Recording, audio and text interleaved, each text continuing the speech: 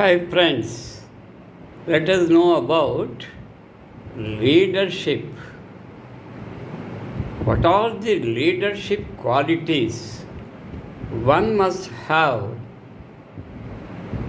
in the present days in a democratic country like India? If you go back to the Treta Yuga, Dwapara Yuga, from which you can learn the leadership qualities of the kings and emperors, particularly Sri Ramachandra. When it is the time for Sri Ramachandra to become the emperor of Ayodhya, he learned everything. What are the characteristics? What is the attitude? What is the behavior? What is the good administration? Everything he learned from his gurus, particularly Vishwamitra and the saints.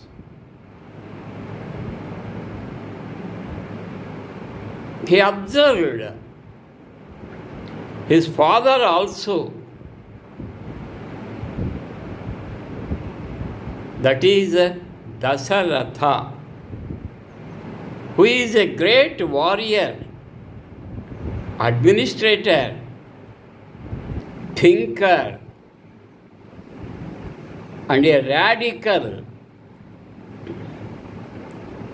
Radical means here taking some quick, drastic decisions whenever a critical time occurs in his dynasty. So that is the power of the king or emperor. So one must take the guidance of the Rajaguru and the Mahamantri, what to do, what not to do. The Vedas, the Vedantas, that is Upanishads, helped him a lot how to administer. So during the wartime, Dasaratha drove his chariot in 10 directions to wage the war against enemies. Is it possible to drive the chariot in 10 directions? Yes, it is possible for Dasaratha. That's why he is well known as Dasaratha. Unfortunately, the day before his incarnation, Sri Ramachandra, because of the Kaikeyi and Mandhara, the greedy woman, the crooked woman who plotted against Sri Ramachandra, changed Dasaratha the decision to make Sri Ramachandra the king, the emperor of Ayodhya. And the very next day, he was forced to leave Ayodhya and to go to the deep forest to spend for 14 years.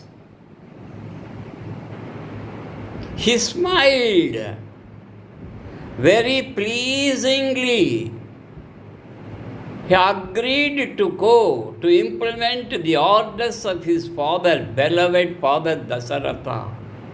He didn't argue anything with anybody. That is decision making. Sita followed him. Lakshmana, his beloved brother, also followed him. He spent in the deep forest where he got some information regarding Sita. Then he made friendship with Sugriva with the help of Hanumanta, who was, the Sugriva was troubled by his brother, who is a very big womanizer. You see, Vali has the characteristics of demons, devils. Because of his devil nature, Sugriva and his wife suffered a lot. Sri Rama, who met Sugriva, promised him to kill the Vali. As per the promise, he killed, hiding behind and shooting an arrow that killed Vali. There are some diplomatic reasons behind killing Vali, who is a Rakshasa. Why should Sri Rama follow the war rules while killing a Rakshasa like fellow, that is Vali? Later he made Sugriva the king. When Sugriva also had forgotten the promise he has made to Sri Rama, he warned Sugriva. Then immediately he took some actions and they find a way to reach Sita Devi, waged war against him. At last, Sri Ramachandra with his powerful arrows killed Dusta Ravanasura and returned his kingdom and became the king of Ayodhya and ruled for many years. So that is the characteristic of Sri Rama. And coming to Sri Krishna, who never directly participated in a war as a warrior or gladiator, just he guided Pandavas against Kauravas. There, he didn't follow the 100% dharma because it is not easy to face the cruel, diplomatic, dangerous diplomat Duryodhana, Shakuni, Karna and Dusyasana. To kill them, rules should not be followed. That's why Lord Sri Krishna didn't follow while killing Jarasandha also, while killing Duryodhana also. So that is, Lord Krishna didn't follow dharma like Sri Ramachandra because he is a very good diplomat. Ade Rajakiya Chaturata, which the Prime Ministers and Chief Ministers of India, which is a democratic country, should follow. Somewhat Modi is successful, but Still, like two faces of a coin, Modi has some advantages and disadvantages in the present society. He has to face the burning problem of religious issues of Kashmir, and in many parts of North India as well as South India. Just last week, what happened in Karnataka?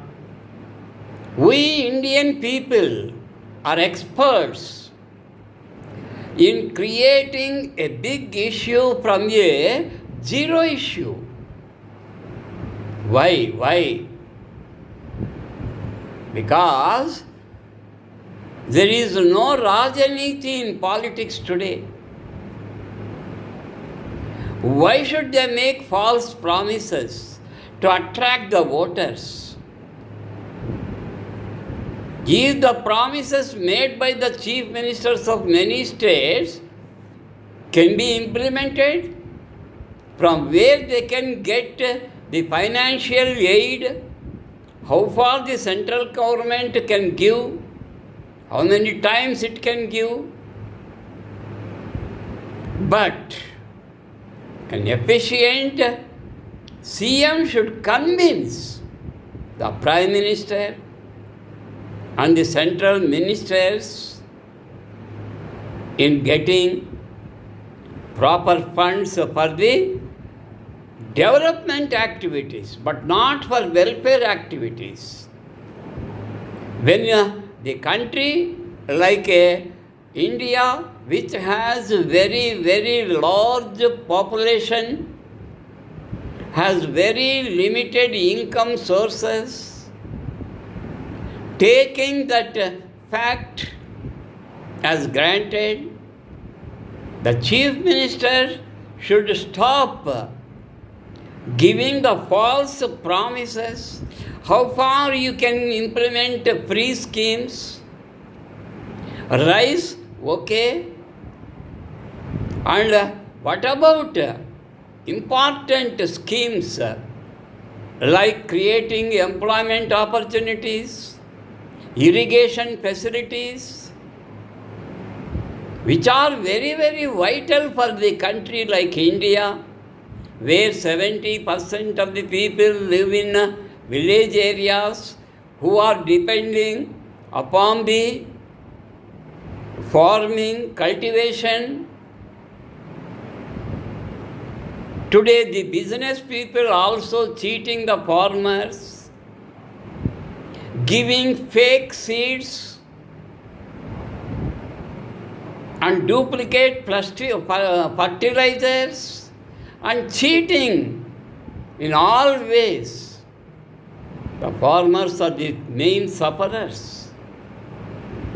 When they get some yield, no proper marketing, the mediators cheat the farmers, the brokers cheat the farmers. So in India, the farmers are the scapegoats in the hands of the governments. They are not giving proper finance aid in Rabi or Kharif. So what I want to request, so when the people are in crisis, how the kings solved in the bygone ages, how Rama solved, how Sri Krishna solved, how Pandavas ruled, and after that the famous kings like Bharata and later Ashoka Chakravarti, Vikramaditya, Sri Krishna Devaraya, what are their strategies? No doubt in those days population is very less. Nowadays population is exploding. Because of population explosion, where to get the proper finance? Who will give the finance? How many times banks can give the finance support? So, we have to find some resources. India is well known as Ratna Garbha. There are so many hidden treasures inside Bharata Bhumi. There are so many chemicals, so many metals, diamonds, gold. But the selfish rulers forget such wonderful opportunities, natural resources, and the leaders, not only in the center but also at the state, are very mad behind the power. When you get into power, they forget everything. They try to fill their pockets, forgetting the miseries of the people, miseries of the common people, issues of the farmers, laborers, farm laborers. What about industrial developments? There are so many rivers from Ganga to Kaveri. Why can't you join all the rivers, Indian rivers, which are very, very helpful for farming, to get 3 yields every year? There are some waste departments. You see, forest departments, what they are doing? And about railway issues, there are no marketing facilities, transporting facilities must be increased.